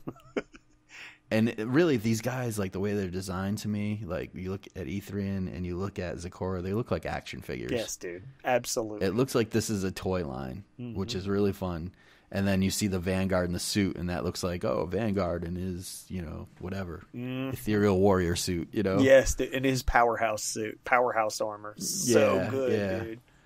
I love the panel where he gets between them, and there's that close-up on his face. I love his little, like, helmet. Yes, dude. Upgrade. Absolutely. Yeah, everything on this is prophet helmet. TNT. Uh-huh. Yeah. Yes. Craig was sort of making the observation that timeline-wise, this would have fallen like kind of a little bit before the whole Youngblood era. So it's a lot before actual Prophet. Right. Well, like just Shield, Shaft and all that stuff. So it's kind of like curiosity, did that face armor thing, did Frank pioneer that face armor thing, did Rob get a little inspired? Frank's convinced that he did inspire it. We kind of chatted on, I think he's made some comments on the YouTube and stuff. Cool. And honestly, I didn't, the whole Shatterstar or Prophet little face, whatever you want to call it, the little bracket, head bracket. You don't really see that anywhere else before. So, I don't know. Or since. Yeah. It's a design element that is very 90s, so, yeah. I love they lose their little, like, power suits, and they've still got these, like, little, like, robotic kind of, I don't know if it veins or whatever you call them, like, little attachments. Like cybernetic pieces. Basically, two He-Man dudes just battling. How funny is the panel where he like has Ethrian has Zecora's head in his hand, and he yanks off the lens. You look at Zecora's face, and he's just like beat up. Yeah, dude, I love it. Such a cool shot. I love it. It's fantastic. All this stuff. Like, I just want to say that like this backup is strong as hell. Like it's how many years old? Like 20 years old, and it's just strong as hell. Like the pose, like even like Van being overwhelmed by the power, just like that little like negative space panel of just his face. Like, it's so good, dude. Yeah, it really is. It's great action scenes. Ethrian's. It's funny because Ethrian through this whole thing, he's pretty much a dick, and that's his kind of MO. He's just kind of like a god that's got no time for mere mortals. That's the way it kind of comes off. But he kind of redeems himself by catching Vanguard at the end of this part of the serial, which is kind of a cool ending of this part 6. I love how huge Vanguard is with his giant hands and feet when you compare him to Ethrian. Right. Which is funny because Ethrian is also fucking huge, but like Van's just like gigantic. Yeah. So good. So, yeah. Another good episode from Gary and Frank and Nikos. I don't know the inkers, but Nikos coloring. Adam on letters. And Mike Torres.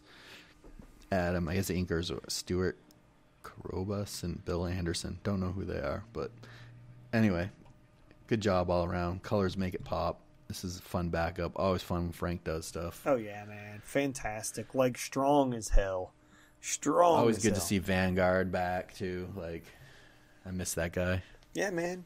Give us all the Vanguard you want. We'll take it. Never going to be mad to flip the page and see Vanguard.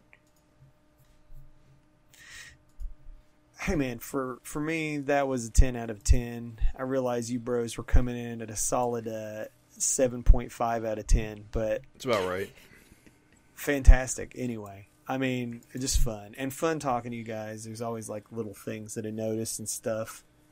I'll say that 257, we get the Dragon and the Thunder God. I can hardly do it these days. You couldn't hold it I together. can hardly do it these days because I laugh too much. The Norse thunder god Thor returns to extract revenge on Savage Dragon and his unholy offspring. The kids are unholy offspring. It's good, dude. He's probably talking about Malcolm. I mean, that's it. Yeah, Malcolm is Savage Dragon now. Thor doesn't know Paul is Paul. He's looking for Dragon, probably. Oh, you're thinking he's going to be looking for Dragon and beat up... Malcolm's the unholy offspring. Indeed. Oh, that's funny, dude.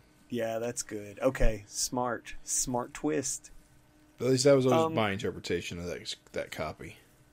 I interpreted that they're calling Malcolm the dragon and they're calling the unholy offspring is the kids. Maybe. But that's even funnier that Malcolm is the unholy offspring. Has Thor crossed paths with Malcolm? No. Oh, this is going to be good, dude. So. And we have the cover, so we should just take a look real quick. Yeah, he's beating the shit out of Malcolm. No, wait, that's a lie, actually, because, Kerr fought Thor.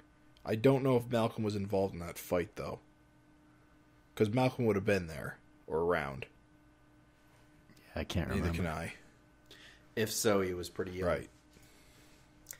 Well, thank you, gentlemen, for another amazing FINcast. Thank you, listeners, for hanging in there with us. Remember, write in savagefincast@gmail.com. Thanks for listening, everyone. We hope to see you. Hope to entertain you again next time. Yeah, I nailed it. Slam dunk. You sure did. First try, dude. Thank you. Goodbye.